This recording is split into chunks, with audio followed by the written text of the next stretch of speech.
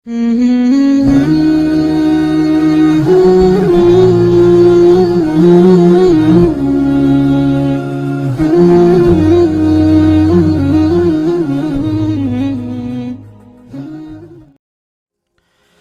siapa Ibnu Taimiyah itu? Ibnu Taimiyah adalah namanya Ahmad Ibnu Abdul Halim. Ahmad Ibn Abdul Halim Ibn Abdissalam Ibn Abdullah Al-Hudhairi Ibn Muhammad Ibn Hudhair Ibn Ali Ibn Abdullah Ibn Taimiyah. Ada dua alasan kenapa dikenal Ibnu Taimiyah padahal namanya Ahmad bin Abdul Halim. Siapa nama Ibnu Taimiyah? Ahmad bin Abdul Halim. Kenapa disebut Ibnu Taimiyah? Ada yang mengatakan Taimiyah ini dinasabkan kepada kakek-kakek buyutnya. Jadi kakek buyutnya Muhammad ibn Hudhair ini, dia seorang wa'id, seseorang yang memang da'i, tukang memberikan nasihat, dan diberi nama Taimiyah. Maka kemudian Ahmad ibn Abdul Halim cucunya ini dinasabkan kepada nama kakeknya Taimiyah, maka disebut Ibnu Taimiyah. Itu satu. Pendapat yang kedua, ketika ibu bapaknya haji, itu kebetulan ibunya hamil, ibunya Ibnu Taimiyah itu. Lah kemudian bapaknya ketika sampai di Mekah, dia ada melihat seorang anak kecil yang lucu, yang cakep gitu ya, keluar dari tenda di di sebuah tempat namanya Taimah. Maka ketika pulang ke Haran, kemudian istrinya langsung melahirkan, maka bapaknya kemudian menasabkan ke tempat namanya Taimah dan mengatakan ya Taimiyah, ya Taimiyah. Maka sejak itu Ahmad bin Abdul Halim dikunyah dengan Syekhul Islam Ibnu Taimiyah rahimahullah ta'ala. Ma'asyiral muslimin yang dimuliakan Allah subhanahu wa ta'ala, adapun kelahirannya, dia lahir di sebuah Madinah namanya Harran pada hari Senin, pada bulan Rabiul Awal pada tahun 661 Hijriah. Dikatakan oleh Syamsuddin Az-Zahabi, atau dikenal Imam Zahabi, beliau mengatakan Syekhuna, lihat guruku katanya. Dengan bangganya Imam Zahabi mengatakan Syekhuna, guruku, Al-Imam Syekhul Islam Farduz Zamani Bahrul Ulumi Taqiyuddin. Guruku adalah Imam Syekhul Islam, satu-satunya ulama di zamannya, Bahrul Ulum, ilmunya seperti lautan saking banyaknya, dan dia pejuang agama. Bahkan kata Imam Zahabi, kullu hadithin la ya'rifuhu Ibnu Taimiyah falaysa bihadits. Setiap hadis yang Ibnu Taimiyah tidak tahu maka bukan hadis, katanya. Karena hampir dia menguasai semua funun. Bicara fikih dia pakarnya, bicara hadis dia pakarnya, bicara tafsir dia pakarnya. Makanya disebut Syekhul Islam Ibnu Taimiyah rahimahullahu ta'ala. Bahkan Jalaluddin As-Suyuti, ma'ruf Imam Suyuti, mengatakan, fa wallahi, demi Allah, ma ramaktu aini awsa ilman wala aqwa zaka'an min rajulin yuqalu lahu Ibnu Taimiyah ma'az zuhdi minal ma'akil wal malabis wan nisa wa ma'al qiyami fil haqqi wal jihadi bi kulli mumkinin. Kata beliau, demi Allah, aku tidak memandang manusia yang paling luas ilmunya, manusia yang paling cerdas otaknya daripada seorang laki-laki namanya Ibnu Taimiyah. Walaupun demikian dia orang yang zuhud, maksudnya orang miskin, makanannya asal-asalan, pakaiannya asal-asalan, dan dia tidak hendak menikah dengan wanita, dan dia orang yang senantiasa menegakkan kebenaran dan jihad sebisa mungkin. Ini pujian yang luar biasa dari Al-Hafidh As-Suyuti rahimahullah ta'ala. Taib, bagaimana kehidupan kecilnya Ibnu Taimiyah rahimahullahu ta'ala? Diberikan kecerdasan hafalan yang luar biasa ya ikhwan, ajaib, luar biasa. Sampai-sampai dijelaskan suatu ketika, karena keluarga Ibnu Taimiyah ulama semua ya, bapaknya ulama, kakeknya ulama, saudara-saudaranya ulama, anak pamannya ulama-ulama, memang hidup di lingkungan ulama gitu loh maksudnya. Jadi suatu ketika keluarganya ini ngajak keluar, refreshing bahasa kitanya ya, jalan-jalan ke kebun gitu ya, sama keluarga. Ibnu Taimiyah tidak mau, Ibnu Taimiyah masih kecil. Kalau kalian mau pergi, pergilah sana, padahal masih anak-anak. Akhirnya mereka pergi dan Ibnu Taimiyah tetap di rumah. Ketika mereka pulang, mereka kemudian mencela Ibnu Taimiyah gitu. Kenapa kau pergi? Ya, di sana enak pemandangannya, begini begitu gitu ya. Maka Ibnu Taimiyah mengatakan kepada ayahnya dan mengatakan, sungguh aku sudah menghafal 1 jilid dari kitab ini. Ketika kalian pergi setengah hari, aku menghafal. Bapaknya sudah hafal karena ulama. Kata bapaknya, kalau begitu mana hafalan? Maka dia baca kitab Junnatun Nadhir wa Junnatul Munadhir. Dibacanya ya, padahal hanya setengah hari dia menghafal, tetapi dia bisa menghafal dengan sangat luar biasa dari jilid kitab Junnatun Nadhir wa Junnatul Munadhir. Sampai bapaknya heran, kenapa anak ini kok bisa hafal pada setengah hari saja. Ma'asyiral muslimin yang dimuliakan Allah Azza wa Jalla. Bahkan kecerdasannya luar biasa. Suatu ketika, masih kecil ya, Ibnu Taimiyah masih kecil ini. Suatu ketika dia berada di Bani Najjar. Kemudian orang-orang pun memanggil dia. Tiba-tiba memberikan satu buku gitu ya. Dibacanya oleh Ibnu Taimiyah kecil itu. Dilemparnya buku ini. Alasannya apa? Karena tidak cocok dengan pemahaman. Orang-orang pun marah. Kenapa dia bisa melempar buku? Dan mengatakan, ma anta illa jari tarmil mujallad min yadik wa huwa kitabu ilmin. Kau ini kurang ajar bahasa kitanya. Kenapa kau buang kitab ini 1 jilid sementara isi kitab itu semuanya ilmu? Maka Ibnu Taimiyah mengatakan, "Taib, saya mau tanya, saya dengan Nabi Musa lebih utama mana? Saya dengan Nabi Musa lebih utama mana?" Ini anak kecil ngomong begini. Ya orang-orang ngomong ya Nabi Musa lebih utama daripada kamu kan begitu. Kemudian Nabi Musa punya alwah, punya papan Taurat. Lebih utama mana papan Taurat dengan kitab yang saya lempar ini? Ya lebih utama alwah lah papan Taurat.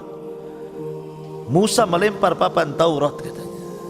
Musa kan melempar papan Taurat gara-gara marah kepada Bani Israel sampai pecah papannya. Padahal papan itu adalah Taurat, dan yang menulis Taurat adalah Allah sendiri. Satu-satunya kitab yang ditulis Allah itu hanya Taurat ya. Lah Musa melempar Taurat. Lebih mulia mana Taurat dengan kitab ini katanya? Ya lebih mulia Taurat. Loh kalau Taurat dilempar, apa salah saya melempar ini katanya? Karena isinya penuh penyimpangan katanya. Itu kecerdasan yang kemudian nampak dari kecil gitu ya Ibnu Taimiyah rahimahullahu taala.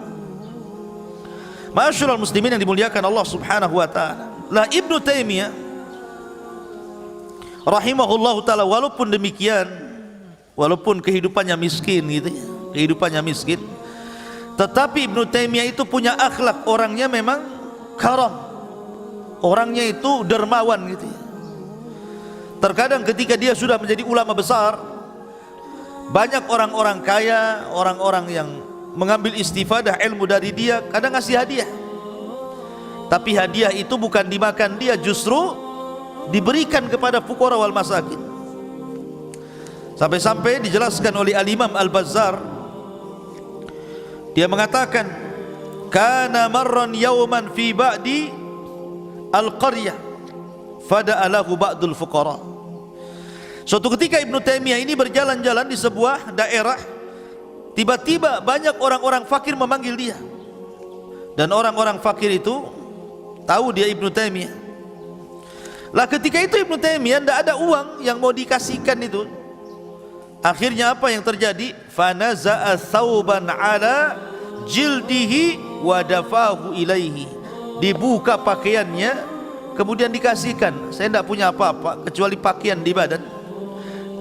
Ambillah pakaian ini, bi'hu bima tayassar, kau jual harganya berapa, kemudian manfaatkan uangnya. Berapalah harga pakaian itu? Ya. Kalau kita kan mikir-mikir ya, apalagi pakaiannya baru beli, mereknya pun belum dicabut gitu ya, nggak mungkin lah dikasih orang. Ya. Taib. Kemudian juga dijelaskan dalam riwayat yang lain, sa'alahu insanun dzata yaumin kitaban yantafi'u bihi. Suatu ketika ada orang yang meminta kitab yang bisa dimanfaatkan dengannya. Maka Ibnu Taimiyah mengatakan, khudh ma takhtar, fara'a dzalika ar-rajul baina kutubil syaikhi mushafan.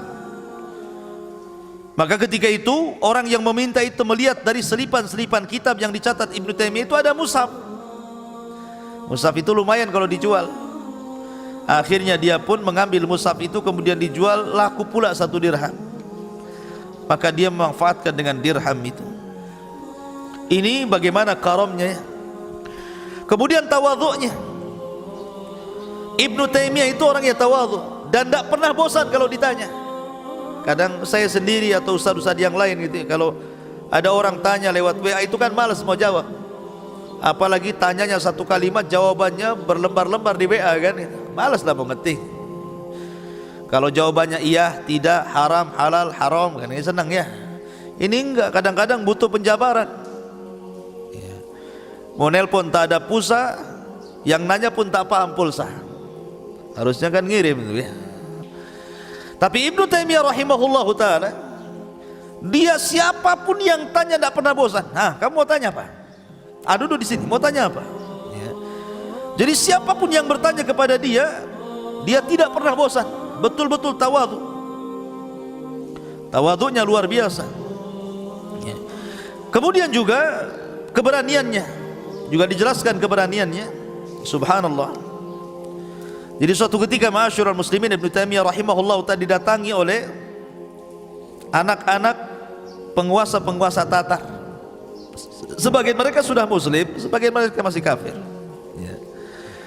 Ketika kemudian salah satu penguasa Tatar ini, Mongolia, yang sudah muslim, kemudian masuk ke Damaskus dan mengumpulkan para ulama. Para ulama ketakutan ketika dipanggil oleh penguasa itu.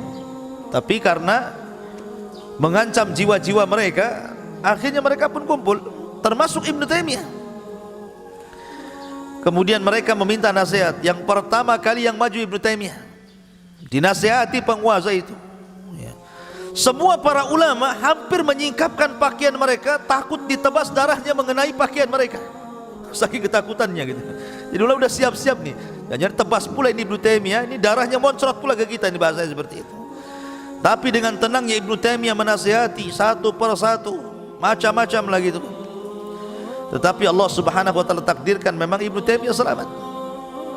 Akhirnya setelah pertemuan itu kawan-kawannya mengatakan, jangan kau libatkan kami dengan kamu, dan jangan kau libatkan kamu dengan kami gitu.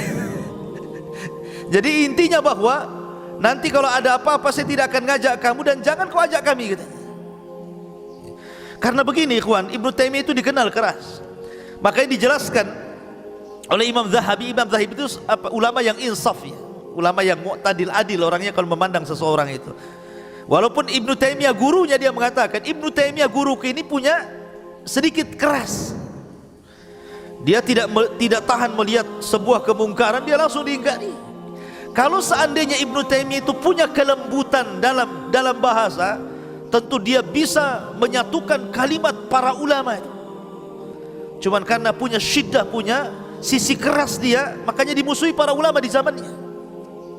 Sampai-sampai suatu ketika dia berjumpa dengan Ibnu Hayyan. Ibnu Hayyan itu ulama lughah. Sebelumnya sudah ada Sibawayh. Kalau cerita Sibawayh ya nabinya bahasa, itulah Sibawayh itu. Siapa yang tidak kenal Sibawayh?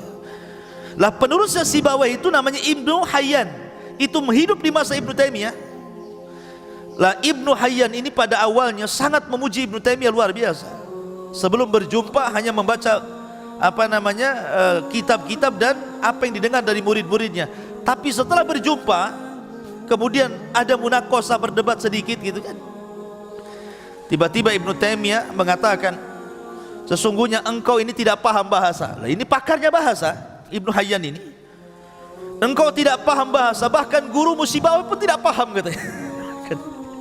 Padahal siapa yang tidak kenal Sibawayh? Dulu nabinya bahasa lah itu. Ibnu Taimiyah mengatakan seperti itu. Aku lihat ada 100 kesalahan dari bukumu dan Sibawayh. Maksud dalam bahasa. Aku tidak melihat. Kau tidak, Sibawayh tidak paham, kau juga tidak paham katanya. Sampai keras begitu ya. Dari situ Ibnu Hayyan berbalik, yang tadinya memuji akhirnya tidak jadi kan gitu. Awalnya memuji sangat tinggi Ibnu Taimiyah ini. Ya karena kerasnya gitu ya. Ibnu Taimiyah rahimahullahu taala. Ma'asyiral muslimin yang dimuliakan Allah Azza wa Jalla, makanya wajar kalau di zamannya dia terkadang berfatwa itu menyelisih fatwa-fatwa ulama di zamannya. Itu yang banyak sekali menjadikan Ibnu Taimiyah masuk penjara, dan hasadnya para ulama meminta supaya dikeluarkan fatwa untuk dibunuh saja Ibnu Taimiyah itu di zamannya itu. Salah satunya adalah ketika memfatwakan tentang orang yang mentalak sekali talak, 3 kali talak. Ibnu Taimiyah mengatakan dihukumi 1 talak. Jadi kalau ada seorang suami mengatakan saya talak kamu 3 kali sekali, saya talak kamu 100 kali sekali, ya, maka Ibnu Taimiyah mengatakan tetap jatuh 1 talak. Sementara di zaman itu para ulama mengatakan tidak, tetap jatuh 3 talak. Dan Ibnu Taimiyah mengatakan talak bid'ah, dengan sebab itu dia penjara. Kan gitu ya.